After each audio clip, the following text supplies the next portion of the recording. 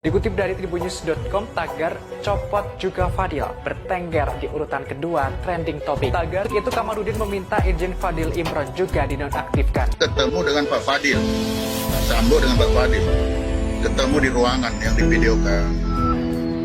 Kalau itu tidak ada apa-apanya, Pak Fadil tidak tahu ada apa-apanya, normal-normal kunjungan seorang bawahan ke atasan atau sesama ini, itu datang, "Hai Bang, selamat pagi.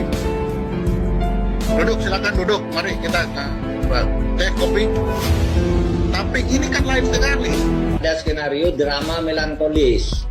Jadi memang pada hari Senin itu sebelum peristiwa diumumkan tuh Pak Sambo memanggil beberapa orang, termasuk dari Kompolnas satu dipanggil, lalu nangis Pak Sambo. "Aduh, saya ini ditolimi, ada apa Pak? Saya ditolimi, istri saya dilecehkan," terus nangis, tidak menjelaskan hal lain, gitu. Sehingga diciptakan prakondisi seakan-akan orang percaya kondisional itu, nangis dia. Begitu ketemu peluk-pelukan, tangis-tangisan, artinya dicium, ada apa ini? Dari situ saya sudah bisa menyimpulkan bahwa minimal Pak Fadil ini sudah tahu itu. Jadi apapun alasan yang sekarang sedang dikarang atau dibuat sebagai senario baru, itu nggak akan laku. Kenapa? Karena satu nyawa sudah melayang.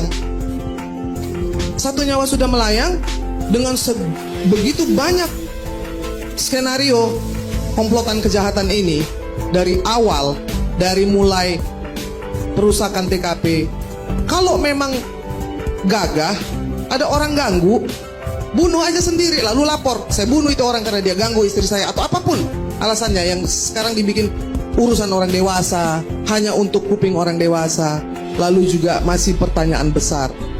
Kita ini harus tahu bahwa apapun yang kita lakukan di sini tidak akan mampu mengembalikan nyawa dari seorang Joshua Huta Barat yang ibunya sekarang sakit, yang ibunya tidak bisa tidur karena bukan hanya anaknya sudah mati, ditekan keluarganya, dihinakan, difitnah pula.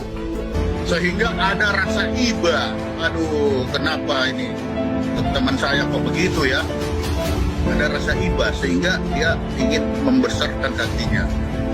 Tabahlah dalam menghadapi situasi ini. Kan kira-kira, ini kan kira-kira ini. Kan telepati kan itu kan telepati. Jangan-jangan sering sekali ada TKP-TKP yang dikarang-karang. Jangan-jangan begitu banyak penghilangan bukti, the obstructions of justice yang dilakukan yang tidak pernah ketahuan. Sekali ini ketahuan. Kalau ini diteruskan bukan main-main, Bang Karni. We are leading to the failed state. Ada dua yang sudah kelihatan sekarang. Satu, ketidakmampuan untuk melindungi yang lemah untuk mendapatkan keadilan. Kedua, hilangnya kepercayaan pada pemerintah dan aparat penegak hukum. Kalau ini diteruskan, kita ini menjadi negara yang gagal.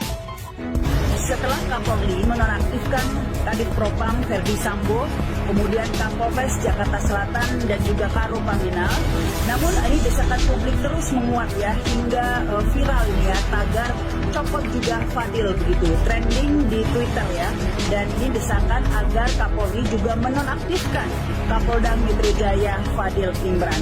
Ini wajar ya, mengingat Kapolda Metro Jaya adalah atasan langsung dari Kapolres Jakarta Selatan. Di samping kita semua pasti sudah menyaksikan ya adegan yang viral, yaitu pelukan teletabis begitu katanya ya, antara Fadil Imran dan Ferdi Sambo, yang memberi kesan atau pesan yang dalam ya, yang menunjukkan di mana sebenarnya Fadil Imran berpihak. Tentu saja jika ingin penuntasan kasus ini secara objektif, banyak yang mendesak agar Kapolda Metro Jaya dinonaktifkan.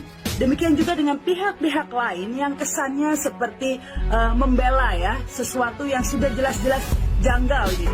Kalau ingin terbuka, ingin transparan, diurut dari awal. Diurut dari awal, kami salahnya di sini. Ini yang melakukan Sambo, ini yang melakukan ini. urusan pidana nanti pengadilan. Tapi yang namanya transparansi, mengedukasi publik itu nggak ada urusannya sama jaksa sama hakim, Pak. Apa Bang Karni? Iya dong. Kalau yang namanya penyidik itu tugasnya begini, tetapi dia tidak melakukannya. Orangnya ini namanya, dia dari Kasat Serse, dari Jakarta Selatan.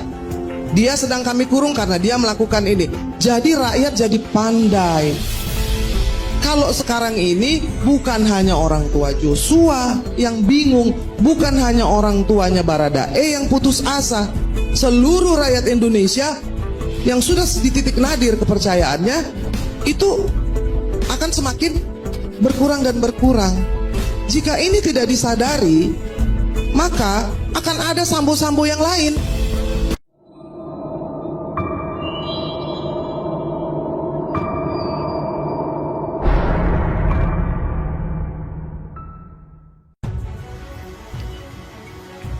Tagar Fadil Imran dicopot. Bukti persekongkolan terciduk.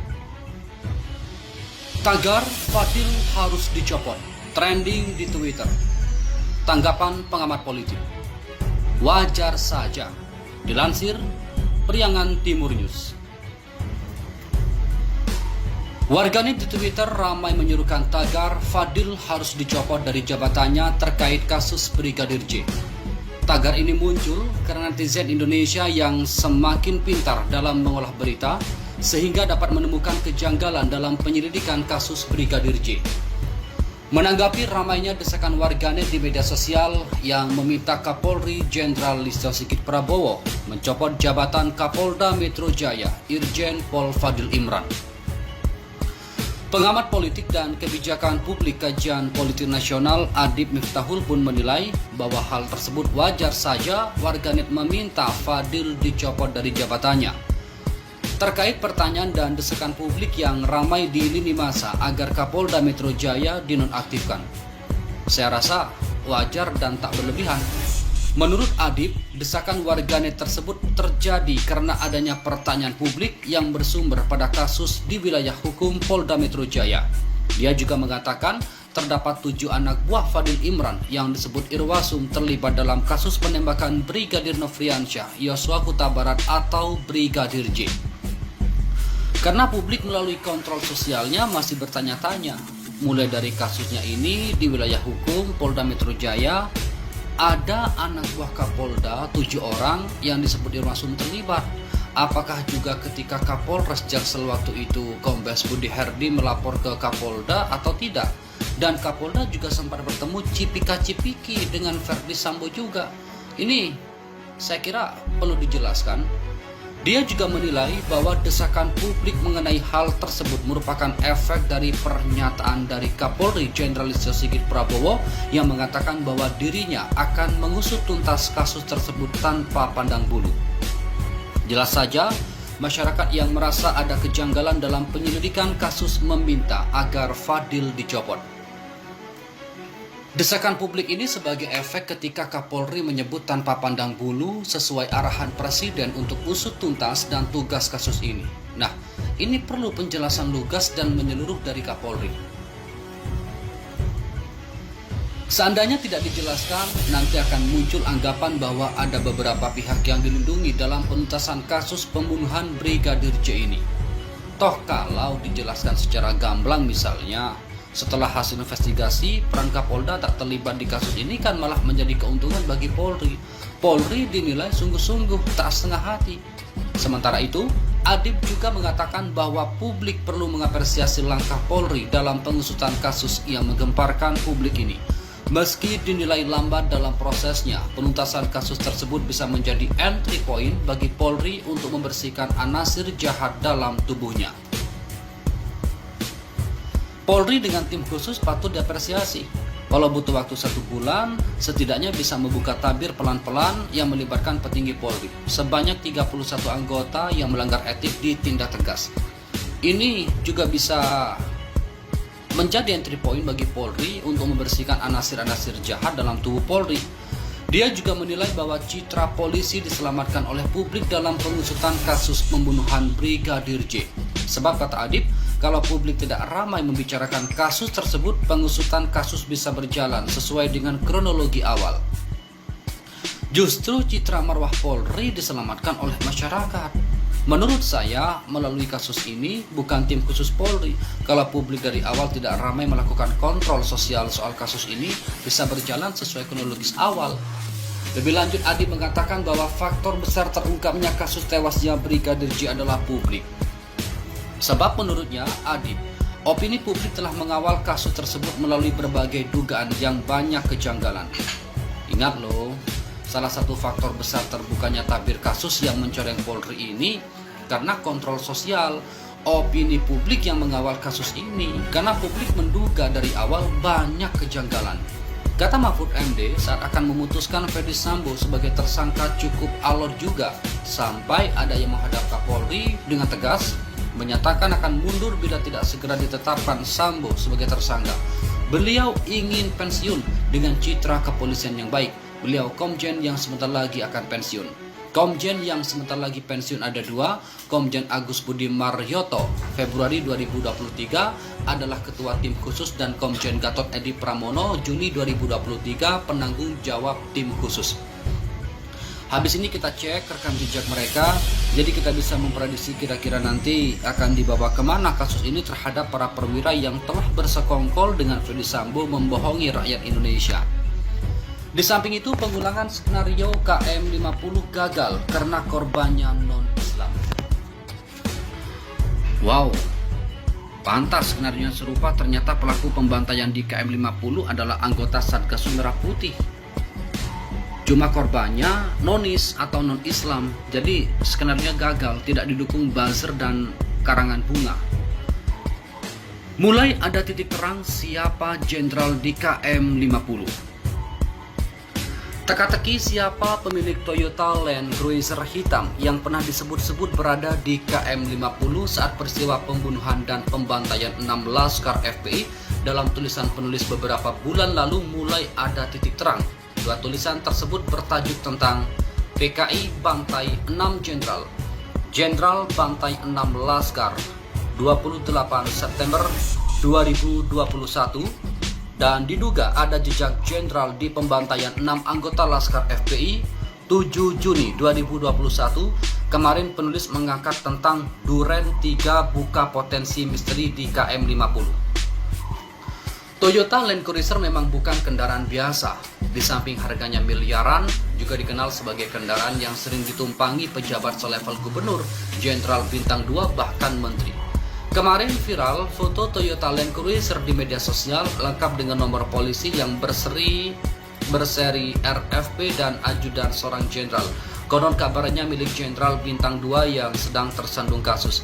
Berkembang pula isu yang katanya valid A1, konon kabarnya info dari seorang jenderal purnawirawan kepolisian, berita yang menyebutkan kalau jenderal bintang 2 tidak ditahan di Makobrimob.